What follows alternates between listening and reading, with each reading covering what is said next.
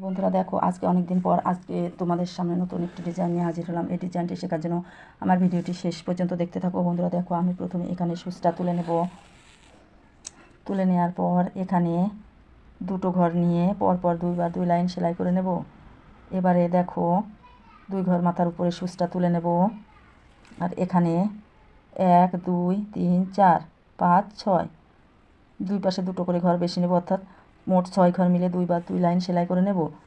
এভাবে 2 লাইন করে নেওয়ার পর আবারও 2 ঘর উপরে দেখো সুচটা তুলে নিলাম। এবারে 10টা লাইন গুনে নেব।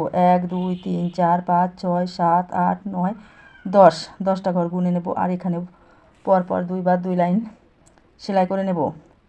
এবারে দেখো, উপরের থেকে পরের লাইনটা করার জন্য দুটো ঘর বাদ দিয়ে সুচটা তুলে নেব। আর এখানে 1 2 3 4 5 6 ঘর মিলে পরপর 2 লাইন সেলাই করে নেব। এবারে আবার উপর থেকে দুটো ঘর বাদ দেব, আর নিচের থেকে দুটো ঘর বাদ দিয়ে মোট দুটো ঘর মিলে পরপর 2 লাইন সেলাই করে নেব। এবার আবারও পরের লাইনটা করার জন্য উপর থেকে দুটো ঘর যোগ করলাম, আর নিচের থেকে দুটো ঘর যোগ করে মোট 6টা ঘর মিলে 2বার সেলাই করে নিচ্ছি। এবারে 10টা ঘর মিলে পরপর 2 লাইন সেলাই করে নেব। এই 10 ঘর মিলে 2 লাইন সেলাই করার পর পরের লাইনের জন্য 2 ঘর নিচে সুচটা তুলে নিলাম। এখানে আমার 4 উপর থেকে দুটো, নিচের থেকে দুটো ঘর কমে যাবে, অর্থাৎ 6 ঘর মিলে আমি নিয়ে নেব 2 লাইন সেলাই।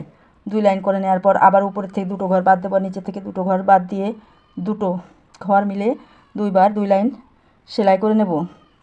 দেখো বন্ধুরা, এখানে আমি ইয়েলো কালার ব্যবহার করলাম। এবারে অন্য কালারের উল ব্যবহার করে আমি সেলাইটা করে দেখাচ্ছি।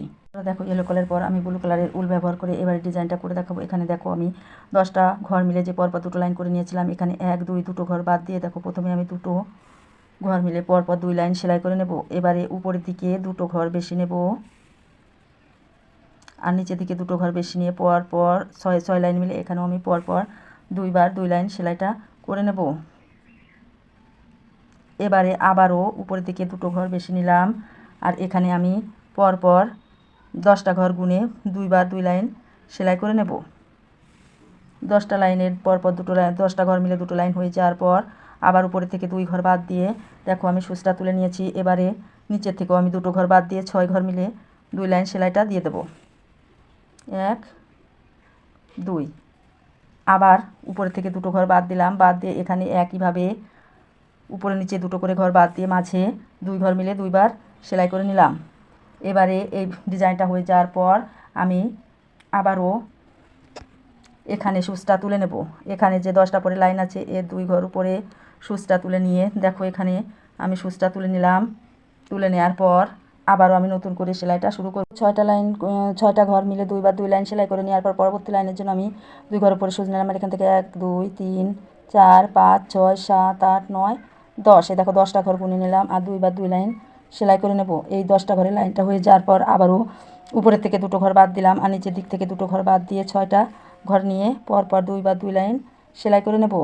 এই 6টা ঘরের লাইনটা যখন আমার করা হয়ে যাবে 2বার, তারপর লাইনটা করার জন্য 2 পাশ থেকে দুটো করে ঘর বাদ দেবো, আর এখানে দুটো ঘর নিয়ে 2 লাইন সেলাই করে নিলাম। দেখো আমার ডিজাইনটা এভাবে করে নিলাম। এবার বাকি কাজটুকু তোমাদেরকে আমি করে দেখাচ্ছি। দেখো আমার এখানে চারটে যে লাইন আছে, এখানে আমি 2 রকমের 4 দিয়ে লাইনগুলো তৈরি করে নিয়েছি। এখানে দেখো আমি যে লাইনটা করছি এ লাইনে উপর থেকে নিচে একটা 4-এর মোট 15টা লাইন নিয়ে সেলাই করা আছে। এখানে 1 2 3 4 5 6 7 8 9 10 11 12 13 14 15, আর এ পাশেও ঠিক 15টা 4 আছে। আর এখানে 1 2 3 4 5 6 7 8 9 10 11 এই পাশে, আর এই পাশে 11টা করে 4 নিয়ে মোট একটা বক্স মতো তৈরি করা আছে। বন্ধুরা, আমার ডিজাইনটি এভাবেই তোমাদেরকে করে দেখালাম। আমার ডিজাইনের শেষ পর্যন্ত ধৈর্য সহকারে আমার সাথে থাকার জন্য তোমাদেরকে অনেক অনেক ধন্যবাদ।